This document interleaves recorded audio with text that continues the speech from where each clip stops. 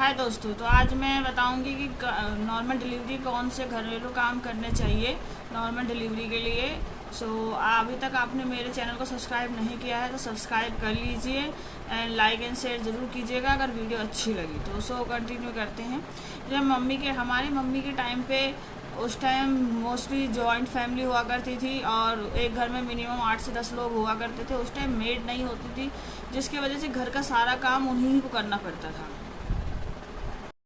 Full time active होने की वजह से और घर का सारा काम करने की वजह से उस टाइम मोस्टली लोगों के नॉर्मल ही डिलीवरी होती थी। सी सेक्शन किसी का भी नहीं होता था। आपने भी सुना होगा, बहुत कम ही ऐसी लेडी उस टाइम रही हैं जिनका सी सेक्शन हुआ है। और आज के टाइम पे हमारी हेल्प करने के लिए मेड होती हैं। मोस्टली काम मेड ही करती है। अगर हम कुछ करते भी हैं तो ज़्यादा किचन में खाना बनाना। और आजकल के टाइम में बहुत सारे घरों में यही है कि वहाँ पे मेड है बाकी के सारे काम करने के लिए। आज की वो लाइफस्टाइल नहीं है। और जितने भी लोग आईटी कंपनी में वर्किंग होते हैं उनकी लाइफस्टाइल होती है कि 8 से 9 घंटे वो सिटिंग पे रहते हैं और फिर वो उस हिसाब से एक्टिव नहीं होते। डॉक्टर अगर उन्हें कुछ एक्सरसाइज बताते हैं वो करते हैं, बट एंड ऑफ लास्ट उनका सी सेक्शन हो जाता है। तो इसीलिए आपको रोज़ कुछ घरेलू काम करने ही चाहिए, जिससे आपकी नॉर्मल डिलीवरी की चांस बढ़ेगी और आपका नॉर्मल डिलीवरी ही होगा। सबसे पहले तो आपको रोज़ झाड़ू लगाना चाहिए।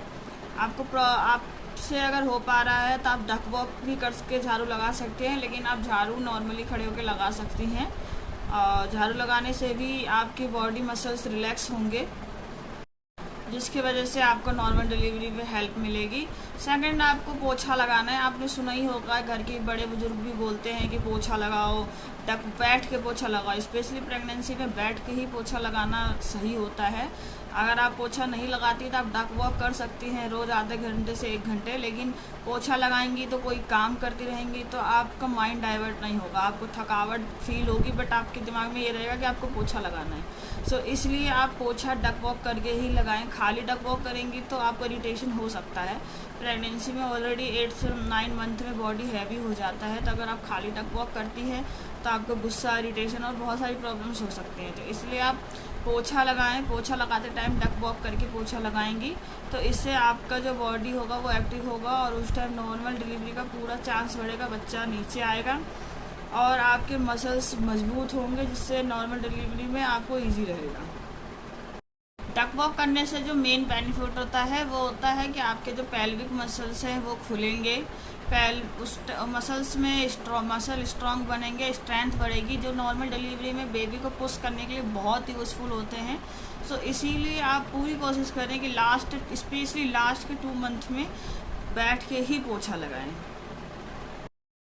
तीसरा इम्पॉर्टेंट घरेलू उपाय है कि आपके घर में जितने भी छोटे छोटे काम हैं, लाइक बच्चों के खिलौने सेटल करना, बच्चों को खिलाना, बच्चों को पढ़ाना या घर के और भी सामान इधर उधर करना, तो वो सारी चीज़ें आप करते रहें। इससे क्या होगा, आपका वॉक ज़्यादा से ज़्यादा होगा। वॉक ज़्यादा से ज़्यादा होने से भी आपका नॉर्मल डिलीवरी का चांस बढ़ेगा। फोर्थ इम्पॉर्टेंट काम है कि आप घर में के किचन में, सबको मोस्टली लेडीज सबको पसंद होता है कि हम किचन में काम करें, तो जो किचन में आप काम करती हैं वो लगातार ना करें। किचन में आप लगातार काम ना करें। आप पहले कोई एक चीज़ बना लें, जैसे लाइक सब्जी या रोटी, जो भी आपको बनाना हो, फिर थोड़ा आराम करें, उसके बाद आप दूसरी चीज़ प्रिपेयर करें। इससे क्या होगा, आपकी बॉडी एक्टिव रहेगी। एक्टिव होने से आपकी बॉडी में ब्लड फ्लो सही रहेगा और उससे भी आपके नॉर्मल बेबी होने का पूरा चांस है। नेक्स्ट इम्पॉर्टेंट काम है बर्तन और कपड़े धोना। आज के टाइम में बर्तन और कपड़े के लिए हमारे किचन में बर्तन के लिए पूरी व्यवस्था होती है और कपड़ों के लिए बाथरूम में वॉशिंग मशीन सब है, जिसकी वजह से हम लोग मोस्टली खड़े होकर ही सारा काम करते हैं। तो बर्तन में अगर आप बर्तन भी धो सकती हैं तो पॉसिबल कीजिए कि आप बर्तन भी नीचे बैठ के धोइए। लेकिन अगर बर्तन आप नहीं धो पा रही हैं तो आप कपड़ा तो कंपलसरी वॉशिंग मशीन यूज़ करना बंद कर दें।